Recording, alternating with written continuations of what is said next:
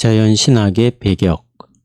우리가 들어야 하는 유일한 말씀으로서의 예수 그리스도라는 표명은 1934년 5월에 발표된 바르멘 신학선언 제1조의 인용이다. 당시 이 문장에는 성서가 정언하는 계시 외에 1933년 바이에른의 라디오 방송인 독일의 시간에서 일종의 하나님의 계시를 보았던 독일 그리스도인 연맹에 대한 거부가 내포되어 있다. 바르트는 그 거부를 항상 자연신학에 대한 거부로 이해했고, 단지 지금 구체적인 논쟁거리가 되고 있는 새로운 자연신학만이 아니라 모든 종류의 자연신학으로부터 교회를 정화하는 것으로 이해했다. 이와 같은 거부는 신학이 사도신경 제2항 그리스도의 화해에 관해 언급하는 것 외에 또한 제1항 창조자의 사역과 제3항 성령의 사역에 대해서도 진술해야 한다는 사실과 대립하지는 않는다. 왜냐하면 그 거부는 사도신경의 세 가지 조항 모두에 대한 올바른 이해를 묻기 때문이다. 또한 그 거부는 하나님이 배타적으로 부활 사건에서만 자신을 계시하셨으며 그 밖에 다른 모든 하나님의 사역에서는 계시하지 않으셨다고 주장하는 것이 아니다. 그리고 하나님의 말씀이 유일해적인 것이어서 하나님이 다른 것들에서는 단지 침묵만 하신다고 주장하는 것도 아니다. 하나님은 러시아의 공산주의를 통해서도 플루트 연주회를 통해서도 만발한 꽃밭을 통해서도 심지어 죽은 개를 통해서도 우리에게 말씀하실 수 있다. 고백교회가 바르멘 신학선언을 공식적으로 채택한 직후 바르트는 이렇게 말했다. 세계 전체와 세계 안에 이러저러한 형상들, 사건들, 권력들은 하나님께서 자신의 손안에 두고 계시며 또 하나님은 그런 것들 속에서도 자신을 계시하신다는 명제를 우리가 부인하는 것은 아니다. 그렇다면 바르트는 무엇을 거부하고 있는가? 우리는 방금 인용했던 문장에 계속되는 부분에 주목해야 한다.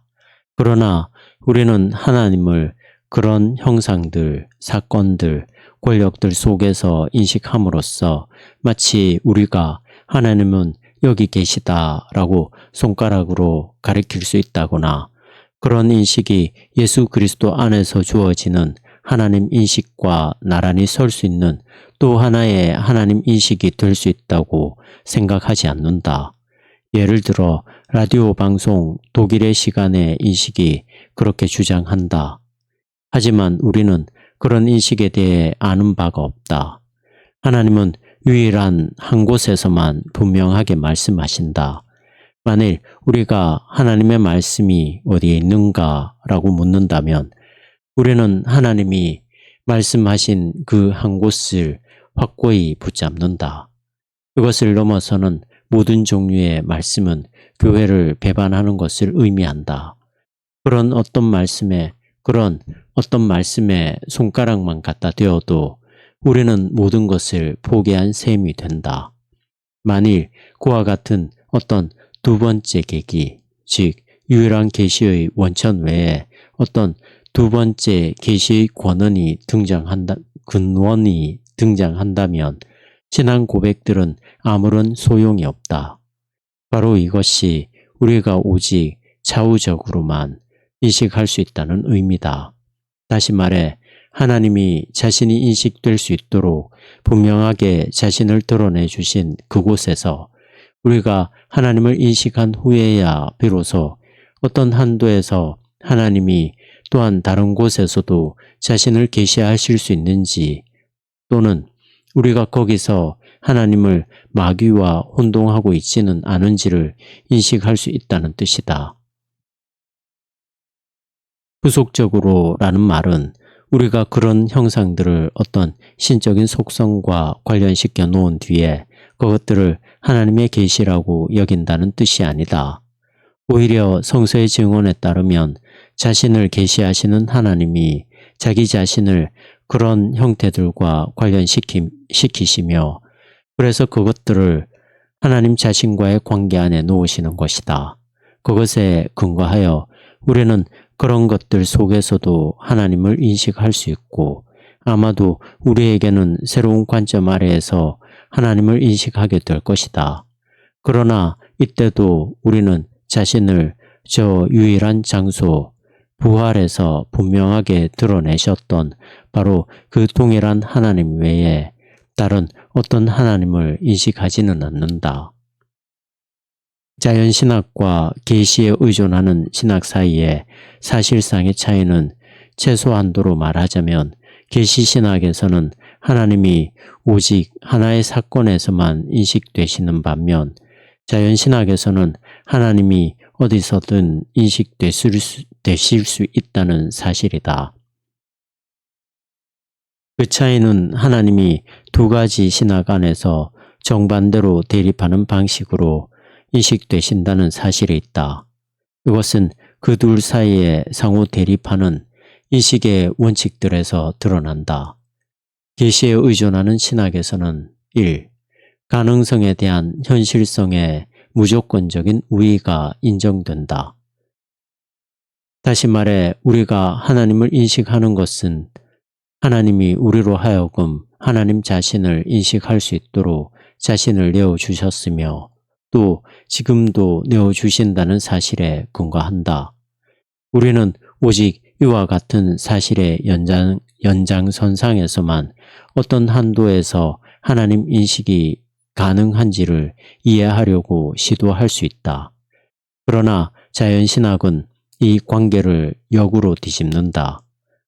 자연신학은 하나님 인식 혹은 계시의 일반적 가능성이라는 구조를 인간의 손에 척도로 쥐어주며 그 결과 그 기준의 측정에 따라 거기서 현실적인 것과 그렇지 않은 것이 결정된다. 또 그렇게 되면 계시는 그 기준에 굴복하게 되고 그 기준을 다루는 인간 앞에서 책임을 떠맡아야 한다. 또 그렇게 되면 계시는 이미 가능한 하나님 인식이라는 구성 개념에 접근할 수 있는 많은 가능한 접근 방식들 가운데 하나로 이해될 수밖에 없다. 그렇게 되면 계시의 현실성은 그런 측정 기준을 소유한다고 여겨지는 인간이 부여하는 정당성에 의존하게 된다. 그렇다. 여기서는 인간이 먼저 누가 자신에게 하나님일 수 있는지를 결정한다. 여기서는 인간이 먼저 누가 자신에게 하나님일 수 있는지를 결정한다. 그 후에야 비로소 인간은 그 하나님께 기도할 수 있다. 하지만 이것은 하나님이 다른 어떤 것이 아니라 자신이 만드신 것에 굴복하신다는 것 외에 다른 무엇을 뜻하는가?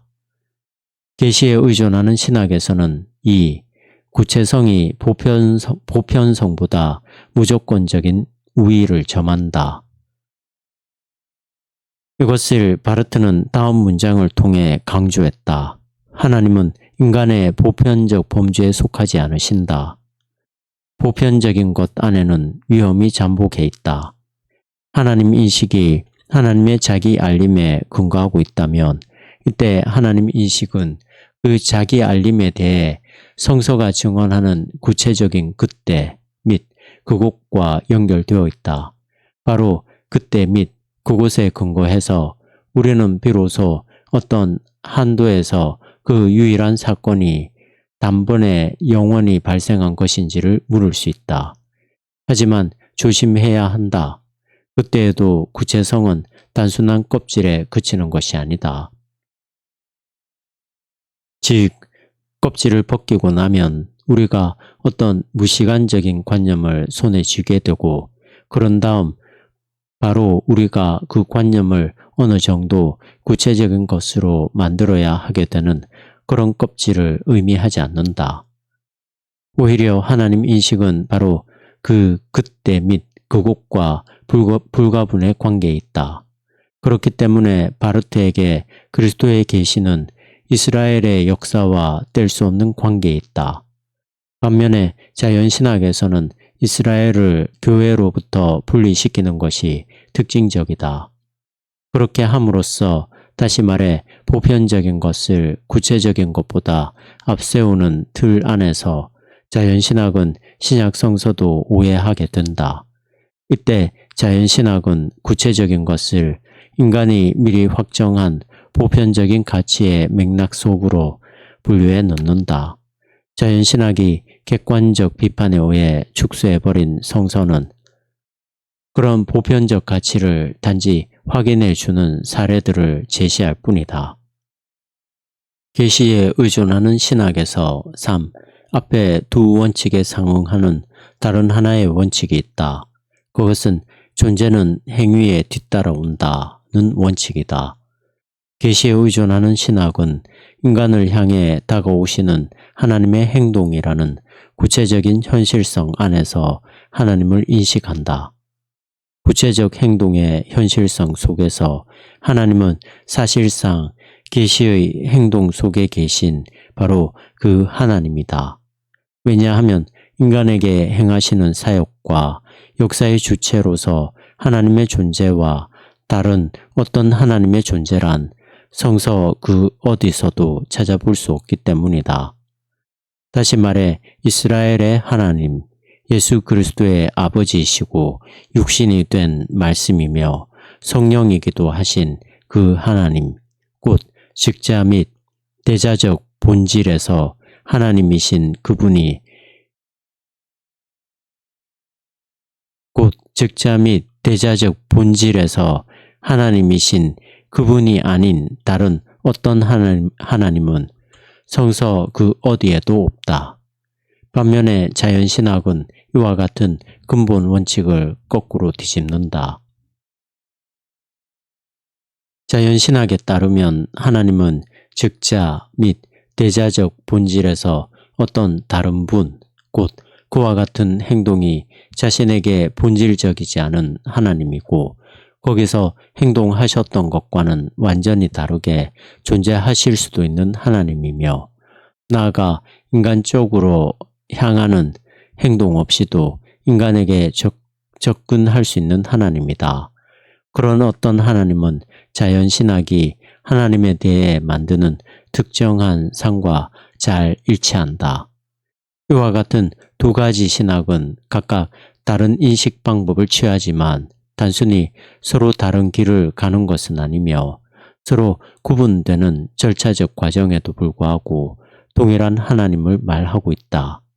물론 양자의 서로 다른 접근 방식은 각각 다른 하나님을 가리킨다. 자연신학에서 우리의 하나님 인식의 시작은 우리가 하나님과 더불어 실행하는 시작이다. 반면에 계시 의존적 신학에서 그것은 오직 하나님이 우리와 더불어 이미 실행하셨고 지금도 실행하고 계시는 시작이다. 말하자면 자연신학에서 하나님 인식은 인간에게 언제나 가능하며 얼마든지 접근 가능하다. 자연신학의 하나님 인식은 인간 편으로부터 열려있고 스스로 열 수도 있는 것이다. 이때 인간이 하나님을 점진적으로 알아가게 되는지 혹은 단번에 명백히 알게 되는지는 상관없으며 그렇게 할 인간적 능력이 선천적인지 아니면 후천적인지의 문제도 무관하다. 어떻게든 인간은 하나님을 인식하게 되지만 그 인식은 하나님을 통해 이루어지는 것이 아니라 예수 그리스도 안에서 발생한 하나님의 계시 없이도 성립되는 결합, 곧 인간과 하나님 사이의 결합에 근거한다. 자신의 인식에서 전적으로 하나님의 은혜에 의존하는 계시 의존적 신학과는 달리 자연신학은 인간이 하나님의 은혜 없이 하나님을 인식할 수 있다는 주장에 근거한다. 이런 신학은 인간, 곧 하나님의 은혜 없이 살려고 하고 은혜에 닫혀 있으며 은혜를 자신의 적으로 여기며 미워하는 인간의 작품이다. 이런 토대와 공기 속에서 그와 같은 인간은 자연신학에 도달한다. 그 결과 이 신학은 말로는 하나님을 향해 열려 있다고 하지만 실제로는 하나님의 은혜의 계시를 향해 열려 있지 않은 인간의 폐쇄성에 대한 불가피한 신학적 표현이다. 바르트는 여기서 한 걸음 더 나아간다. 우리의 하나님 인식이 시작되었던 그곳, 즉 하나님이 계시 안에서 은혜를 통해 우리와 함께 실행하셨던 그 시작의 장소에서 우리가 실제로 하나님과 관계를 맺는다면 그것은 우리가 자연신학적인 하나님 인식이 시작되는 곳에서는 단지 가상으로만 하나님과 관계를 맺고 있다는 사실을 폭로한다. 마치 하나님 없이도 자신을 이해할 수 있고 또 자신을 다스릴 수 있다고 생각하는 인간은 다음과 같은 것을 인생의 의미와 내용으로 삼는다. 그것은 자기 자신과 세계에 통달하는 것, 그와 같은 자신의 노력의 목표와 근원을 처음과 마지막, 곧 자신의 하나님으로 삼는 것이다. 그러나 그런 어떤 하나님은 인간이 스스로 선택하고 만들어낼 수 있는 어떤 지구의 존재의 총괄 개념에 그친다. 그런 어떤 하나님이란 실상은 인간 자신의 고유한 존재의 한 가지 요소이고 거짓신이며 우상이다. 그런 어떤 신을 인간은 물론 인식은 할 수 있을 것이지만 그런 어떤 신을 인간은 물론 인식은 할 수 있을 것이지만 그러나 그 신은 우상으로서 인간을 참 하나님의 인식으로 결코 인도하지 못할 것이며 오히려 그 참된 인식으로부터 멀어지게 만들 것이다. 그런 우상으로서의 신에 대한 인식은 인간을 참 하나님의 적으로 만들 것이고 참된 하나님에 대해 언제나 눈을 멀게 할 것이다. 따라서 하나님의 계시는 이런 자연신학의 인식과 연계할 수 없다. 그렇게 된다면 마치 우상 숭배가 참 하나님께 드리는 예배의 어느 정도 불완전한 예비 형태인 것처럼 될 것이다. 하나님의 계시는 자연신학의 그런 시도들을 단지 중단시킬 수 있을 뿐이며 다른 새로운 시작을 실행할 뿐이다. 참 하나님은 그분 자신이 인식되는 곳에서 자연인을 그의 모든 가능성들과 함께 죽이시는데 이것은 그를 살리기 위해서다. 이때 하나님은 말하자면 자신을 죽은 자와 결합시키신다. 하나님이 우리와 더불어 시작하신 저 시작으로서의 계시가 우리와 만나는 바로 그곳에서 자연신학은 스스로 끝나는데 오직 그때가 되어서야 끝난다. 스스로를 올바로 이해한 하나님의 말씀의 신학을 근거로 삼을 때 우리는 자연신학 그 자체와 대립하여 싸우게 되지는 않는다. 오히려 사정은 언제나 그와 정반대다. 자연신학의 인간은 하나님의 은혜 밖에 있는 바로 그런 상태에서도 자신이 결코 하나님 없는 자가 아니라는 사실을 주장하기 위해 투쟁하며 그런 자신을 변호하려고 시도한다. 이런 인간이 그렇게 하지 못하도록 하려면 그가 실제로 존재하는 것과는 다른 존재라는 사실을 먼저 설득하는 수밖에 없다. 다시 말해 그는 그 자신에게 그렇게 필연적이라고 여겨지는 자연신학의 시도를 자유롭게 단념할 수 있는 존재이며 스스로 환상으로부터 깨어나 자기 자신을 자연신학으로부터 해방시킬 수 있는 존재임을 설득해야 한다. 우리 자신이 스스로 선택할 수 있다고 주장하는 은혜는 예수 그리스도 안에 나타난 하나님의 은혜가 아니다. 우리 자신이 스스로 깨어날 수 있다고 생각하는 환상은 모든 환상들 가운데 가장 큰 환상이다. 자연신학이 수행되지 못하도록 말릴 수 있다고 생각하는 신학은 또한 그 자체가 자연신학임이 틀림없다. 인간에게 도움이 되는 것은 오직 이것뿐이다. 그것은 예수 그리스도의 은혜가 스스로 계시 가운데 승리하면서 인간에게 다가오고 인간을 그의 환상으로부터 깨어나게 하시며 그와 함께 자연신학으로부터도 해방시키신다는 사실이다. 계시 의존적인 신학이 맞서 싸워야 하는 것은 오직 특별한 경우, 곧 자연신학이 하나님의 은혜와 계시에 근거한 신학을 지배하는 독점적 지위를 가지겠다는 자신의 의도를 감추면서 스스로를 그리스도교적인 자연신학으로 위장하는 경우다. 이런 자연신학은 계시 의존적인 신학과 자연신학 둘 다를 하나의 지붕 아래 종합하려고 시도하며 하나님의 계시의 은혜로부터 하나님을 인식할 가능성 옆에 다른 하나의 가능성을 나란히 세우고자 한다. 그 신학은 예를 들어 중심적 본론에 대한 단지 예비적인 이해만을 제공하는 서문과 같이 위장하는 가능성이다. 이와 같은 시도는 거부되어야 한다. 왜냐하면 그런 시도는 계시가 열어놓은 선택권을 안개로 흐려놓기 때문이며 그 결과 보통은 계시에 이르기보다는 오히려 자신은 의식하지도 못한 채 계시로부터 멀어지기 때문이다. 자연 곁에 나란히 서 있는 계시는 그것이 아무리 자연보다 우월한 자리에 있다고 해도 분명 더 이상 하나님의 은혜가 아니며 단지 인간 자신이 스스로에게 부여하는 은혜에 그친다. 인간 그 자체에게 이미 주어져 있는 하나님 인식과 나란히 서 있는 하나님의 계시는 아무리 그것이 그저 학문적 서론인 것처럼 여겨진다고 해도 분명 더 이상 하나님의 계시가 아니며 오히려 인간이 자기 자신의 거울상에서 만나는 계시에 대한 하나의 새로운 차용된 또는 훔쳐서 자기 것으로 삼은 표현일 뿐이다. 바르트에오 하면 이와 같은 자연신학은 다양한 얼굴을 하고 나타날 수 있다.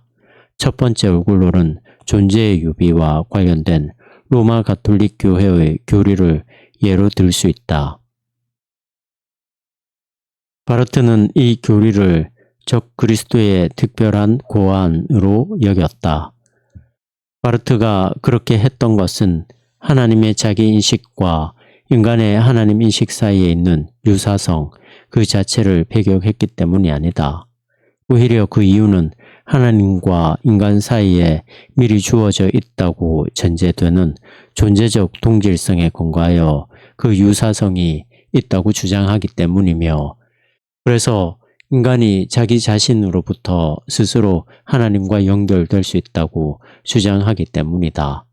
만일 그런 유비가 존재한다면 그것은 하나님이 그것을 선사하시기 때문이며 하나님이 자신의 말씀을 통해 우리의 인식을 하나님 자신의 인식에 상응하도록 만드시기 때문이다.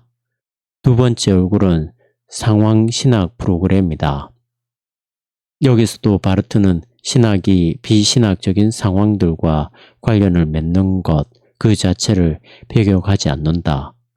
다시 말해 신학이 계시를 이성, 실존, 창조 또는 그 외의 다른 어떤 주체와의 관계 속에 있다고 보는 것, 그리고 생각하고 말하면서 그것들과 관련 짓는 것, 그 자체를 거부하는 것이 아니다.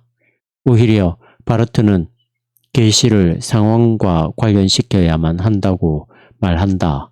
그러나 신학은 계시를 기준으로 삼아 다른 주체들을 해석해야지 다른 주체들을 기준으로 삼아 계시를 해석하지 말아야 한다. 바르트는 이 점에 맞서 투쟁했다. 자연신학의 세 번째 얼굴은 상관관계의 신학인데 이것은 계시를 인간이 자신의 실존에 대해 사전에 스스로 정의한 의문성에 대한 대답으로 이해하려고 한다. 그렇게 되면 하나님의 말씀은 인간이 계시를 받기 위한 어떤 긍정적인 가능성을 어떻게든 갖게 된다고 권유하는 역할을 하게 될 것이며, 반면에 인간은 그와 동시에 자신이 거대한 부정적인 가능성만을 가지고 있다고, 심지어 그래야만 한다고 스스로를 설득하게 될 것이다. 그러나 실제로 이런 일은 일어나지 않는다. 하나님의 말씀이 오히려 우리에게 후자를 말할 것이며, 그 결과 인간을 정말 공공하게 만들 것이다. 왜냐하면 이러한 공공함은 성령의 선물이며 예수 그리스도의 사역이기 때문이다. 자연신학의 네 번째 얼굴은 인간 자신이 앞서 제기하는 전이해를 배경으로 하여 인간의 새로운 자기 이해를 주제로 삼는 신학이다. 물론 우리 모두는 우리가 가능하고 올바르고 중요하다고 여겨야 하는 것, 그리고 우리가 이해할 수 있다고 생각하는 것에 총괄 개념을 가지고 작업한다. 따라서 우리는 복음서의 생소한 본문을 우리의 전이해라는 제약의 틀에 맞추려고 시도하게 된다. 그러나 이러한 절차가 원칙과 방법론이 될 수는 없다.